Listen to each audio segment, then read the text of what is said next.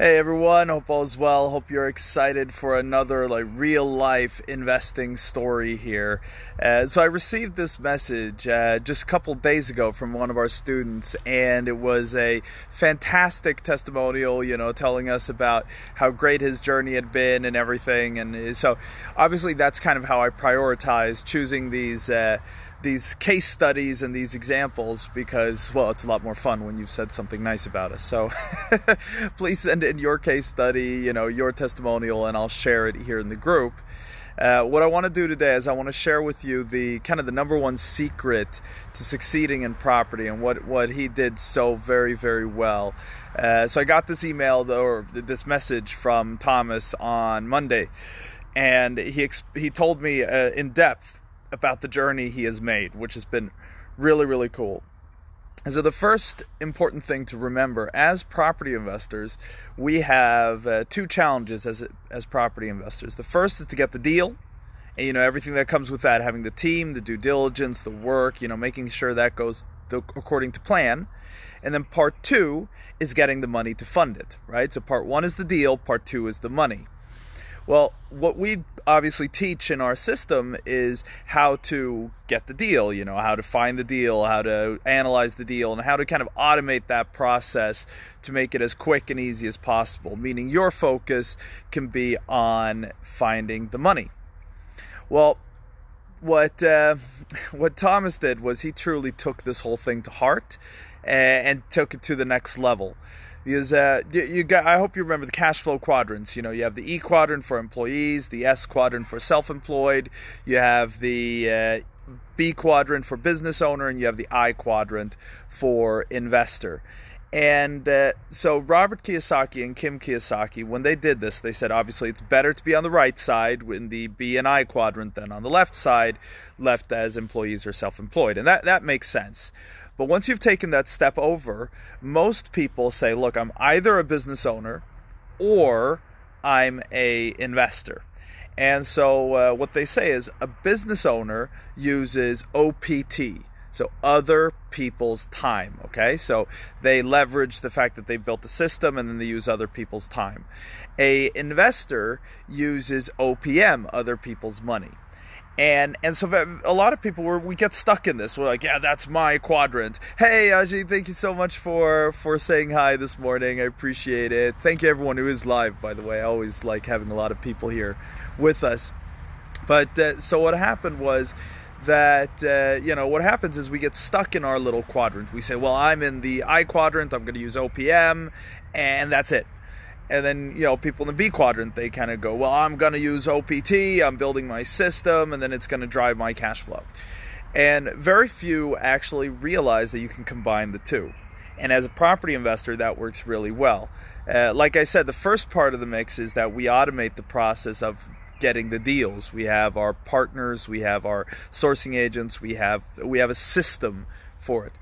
The second part, raising finance, that's where most people never get out of the, do-it-yourself kind of thing. It's always that work.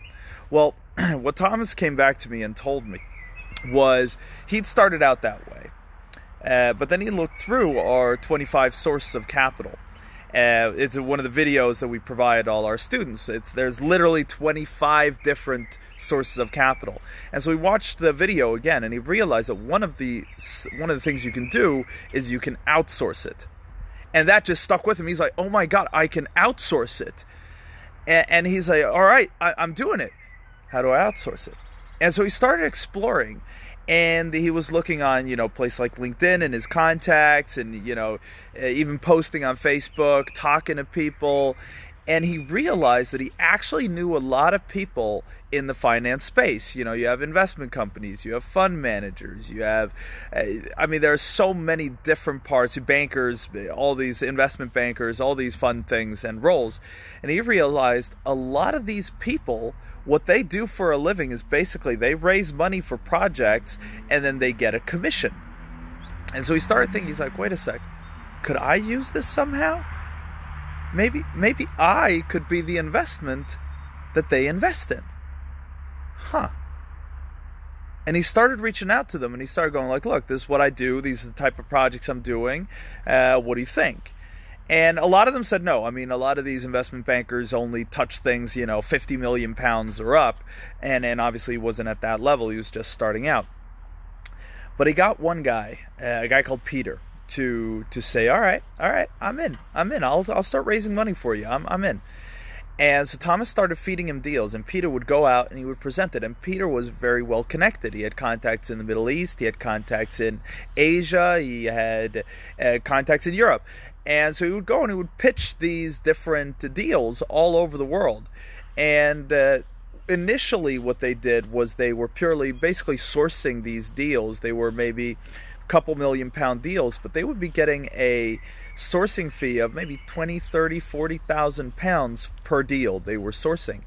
And it started flowing through. So Thomas told me, he's like, oh my God, the money is flowing, things are going well, I'm excited. And he was taking that sourcing fee and he was just pushing that into buy-to-lets, just buy-to-lets. And every deal he sourced, almost, since he was splitting the fee, he could almost buy a buy-to-let. So every other deal he sourced, he was buying a buy-to-let because of the high sourcing fees, because of the size of these deals. And so his portfolio was growing. Which was really, really exciting. But what he then did was he turned around again and he said, hey, how about we start partnering with the investors? So instead of just selling the deal, we'll say we manage it, we'll run the project, and we'll split the profit. We do it as a joint venture. And so he started doing that, and then his whole portfolio just exploded. He added more people like Peter, and his portfolio has just gone through the roof, which is really exciting. He's actually run by me, which is cool. That's the greatest gift a mentor can have, is when one of your students succeeds more than you do. It pushes you to want to succeed more yourself, so I'm working on it. But it just creates so much pride. So that was so cool, and I want to share that with you because it's not all about you. We often make this whole thing all about us. It's like, I gotta raise the money. No, you are the business owner using property investment as your vehicle. Does that make sense? You're the business owner using property investment as your vehicle, and that is why you become successful. That is how you kind of hack this whole game. You have people doing the deals, you got people raising the finance, you just sit in the middle making the money. So thank you so much for watching. Thank you so much for liking, being a part of this community, and I look forward to see you again soon.